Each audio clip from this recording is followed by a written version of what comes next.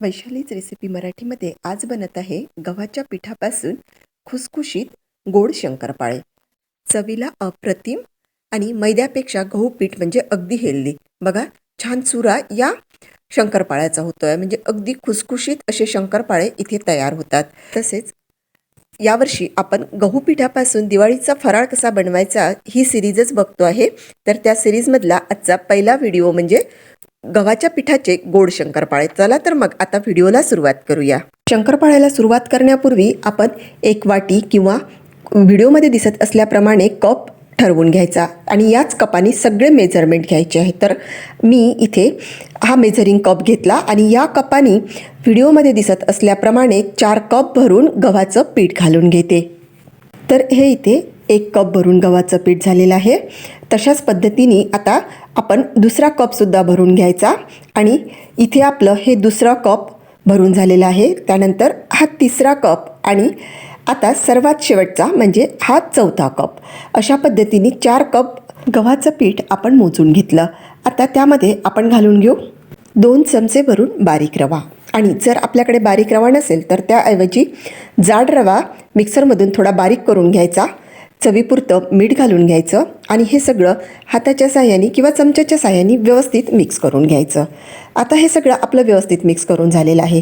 आता हे पातेलं आपण बाजूला ठेवून घेऊ आणि त्यानंतर इथे घेऊ एक रिकामं पातेलं आणि या रिकाम्या पातेल्यामध्ये ज्या कपानी आपण गहू पीठ मोजून घेतलं त्या कपानी 1 कप भरून साखर घालून घ्यायची. म्हणजे 4 कप गव्हाच्या पिठाला 1 कप साखरेचं प्रमाण अगदी परफेक्ट आहे.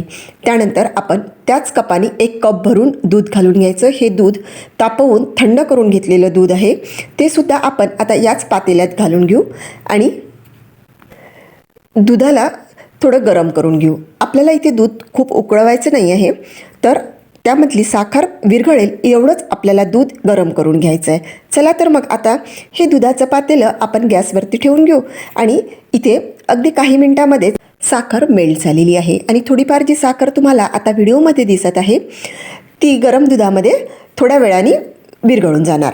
आता आपण गॅस बंद करून घेऊ आणि हे पातेलंसुद्धा बाजूला ठेवून घेऊ. त्यानंतर एक परत रिकामं पॅन आपण गॅसवरती ठेवून ज्या कपानी आपण गहू पीठ मोजून घेतलं त्या कपानी 1 कप भरून आपण इथे तूप घालून घेऊ आणि तुपामधून धूर निघेपर्यंत हे तूप आपल्याला गरम करून घ्यायचं आहे.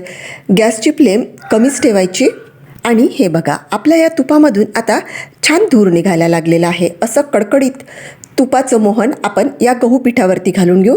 थोडं तूप बाजूला काढून ठेवलं आणि बाकीचं जे तूप आहे त्या तूप आपण या पिठामध्ये चमच्याच्या साहाय्याने व्यवस्थित मिक्स करून घ्यायचं आणि तूप मिक्स झालं की राहिलेलं तूपसुद्धा आपण यामध्ये घालून घ्यायचं आणि थोडं थंड झालं की हाताच्या साहाय्याने हे तूप या पिठाला व्यवस्थित चोळून घ्यायचं. म्हणजे गहू पिठाच्या प्रत्येक कणाला हे मोहन व्यवस्थित लागेल. आता इथे आपलं हे पीठ व्यवस्थित मिक्स करून झालेलं आहे आणि आपण तयार करून घेतलेलं दूध आणि साखरेचं मिश्रणसुद्धा थंड झालेलं आहे. असं हे थंड झालेलं मिश्रण आता थोडं थोडं करत या गहू पिठामध्ये घालून घ्यायचं आणि याचा आपण गोळा तयार करून घ्यायचा.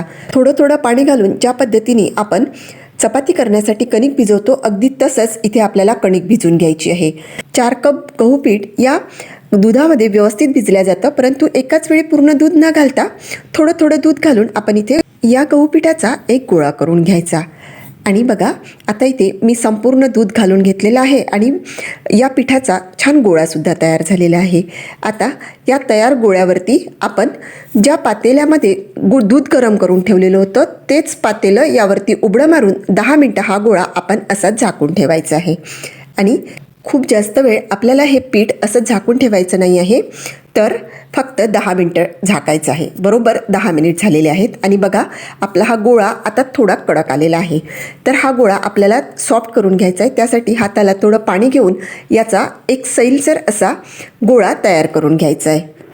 आता या तयार गोळ्यामधून एक मोठा आकाराचा गोळा काढून घ्यायचा आणि जसा बनेल तसा याचा गोळा तयार करून घ्यायचा. गोळा बनवायला थोडा त्रास होतो, पण काही हरकत नाही. आता बघा, ज्या पद्धतीने मी गोळा बनवते तसाच गोळा बनवून घ्यायचा आणि हे पातेलं बाजूला ठेवून इथे आपण घ्यायचं पोळपाट लाटणं आणि या पोळपाट लाटण्यावरती हा गोळा आपण लाटून घ्यायचा. बाजूला व्हिडिओमध्ये दिसत असल्याप्रमाणे त्याचे काठं फाटतात, तर जसा आपण आता व्हिडिओमध्ये करत आहोत तशा पद्धतीने सगळे काठं दाबून एक ना जास्त पातळ ना जास्त जाड अशी पोळी लाटून घेऊ. त्यानंतर इथे घेतली आपण एक शंकरपाळे पाडायची चक्री आणि या चक्रीच्या साहाय्याने सगळ्यात पहिले आपण व्हिडिओमध्ये दिसत असल्याप्रमाणे चौकोन आखून घ्यायचा आणि चौकोनाच्या बाहेरील जो पार्ट आहे तो पार्ट असा व्हिडिओमध्ये दिसत असल्याप्रमाणे काढून घ्यायचा आणि त्यानंतर चक्रीच्या साहाय्याने आपल्याला पाहिजे त्या शेपचे पाहिजे तेवढे साईजचे शंकरपाळे पाडून घ्यायचे. मी इथे चौकोनी आकाराचे मीडियम साईजचे शंकरपाळे पाडून घेते. बघा, ना जास्त जाड ना जास्त पातळ असे आपले हे शंकरपाळे पाडून झालेले आहेत. असे हे तयार शंकरपाळे आता आपण एका प्लेटवरती काढून घेऊ.